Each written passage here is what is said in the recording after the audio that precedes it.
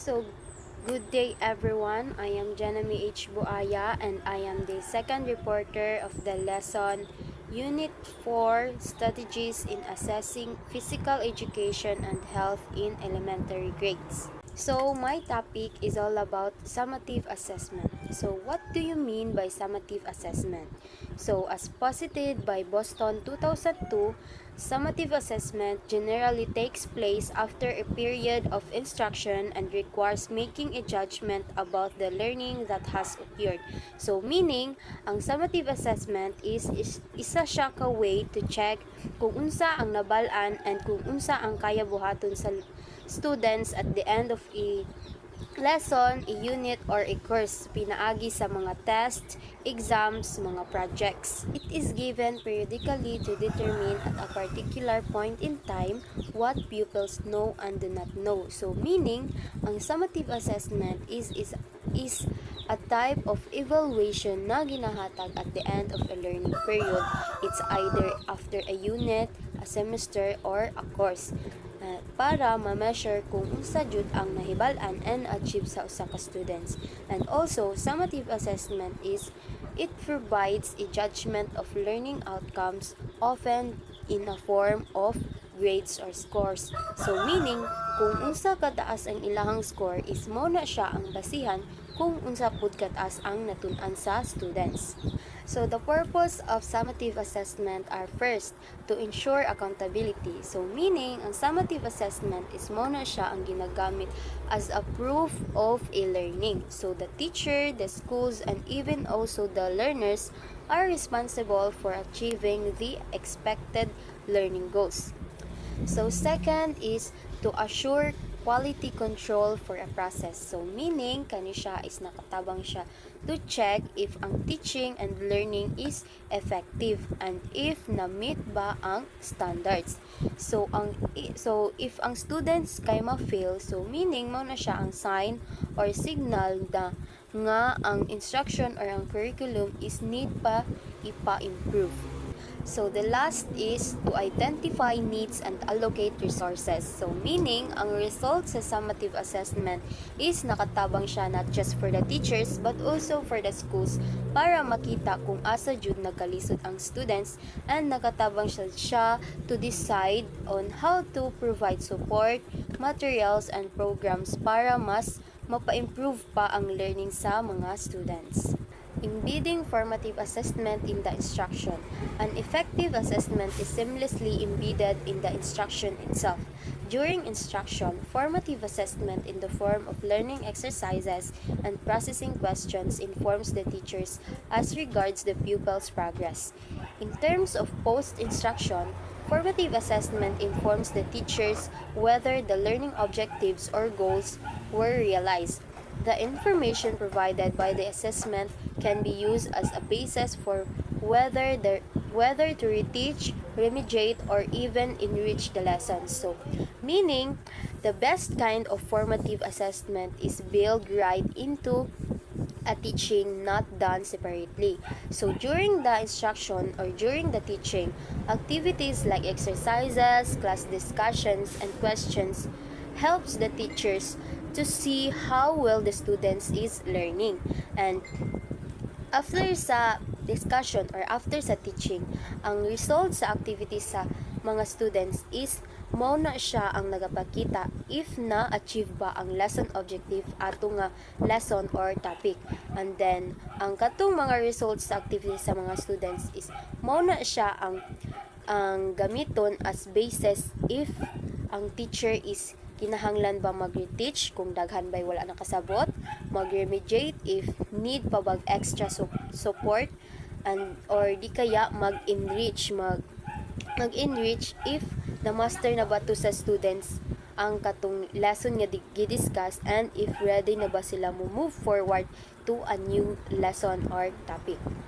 Alignment of assessment and standards outcomes. Instructional planners and teachers ensure their alignment and consistency to curriculum standards.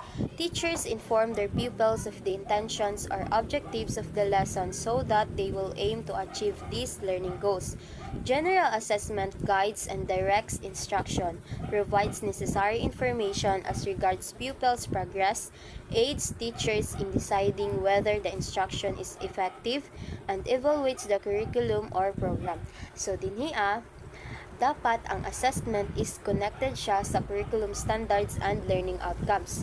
So kita as a future teachers, as a future educators, if magplan ta sa tuang lessons and atuang assessment, dapat ma-match siya sa kung unsa ang expected nga ma-learn sa atuang students. And then before ta mag-proceed sa itong discussion or before na to ikaw na nga tuang lesson is dapat atuang pahibalo na nga tuang students or atuang i-inform sa ila ang atuang lesson objectives para kabalo sila sa kung unsa ang goals nga need nila i-achieve or need nila i-aim. And also, ang assessment is dili lang siya for grading but they are also for guide instruction kay nganuman. Mao na siya ang naga-show sa teacher if naabay progress ang students, nakatabang sa teachers mag-decide if ang iyahang teaching methods is effective and also para i-check if ang curriculum or ang program itself is nag-work well ba. So in short, ang assessment, ang teaching, and ang standards is dapat na-align siya kay para ang imuhang learning goals is clear and then ang progress sa students is ma-track, ang instruction is na-improve ba, and para pod ma-evaluate ang curriculum. So next is how to plan for assessment. First is what is to be assessed. So dinhi i-identify na kung unsa ang knowledge, skills, attitudes, and competencies ang need nga i-demonstrate sa learners. And dapat ang assessment is na-align siya sa learning objectives or standards. So second is what is the purpose of the assessment. So kanidi niya, it is all about determining why the assessment is being done. So, if ang goal nimo is to monitor the progress during learning, so mo na siya ang formative assessment. And if ang goal pod nimo is to judge what has been learned at the end of the instruction or at the end of the lesson, so mao na siya ang summative assessment. So third is what assessment tools will be best provide the information we need. So, meaning dinia is pag-select na og most appropriate method. It's either test ba, performance task ba, portfolios, rubrics, or other appropriate method nga imuhang gamiton. Basta kay mag-base siya on what is being assessed. So, fourth is who will collect the data. So, this refers to identifying the person responsible for carrying out the assessment. So, usually ani or kasagaran ani is ang teachers, but pwede pod ang learners themselves, ang ilang peers, or even parents may also take part in gathering data.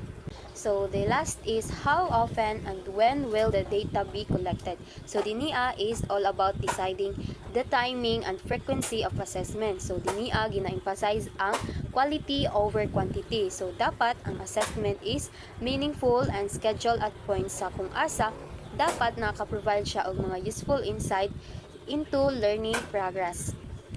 So next is experience. Read the text below and answer the questions that follow. So assessment in physical education and health is quite unique.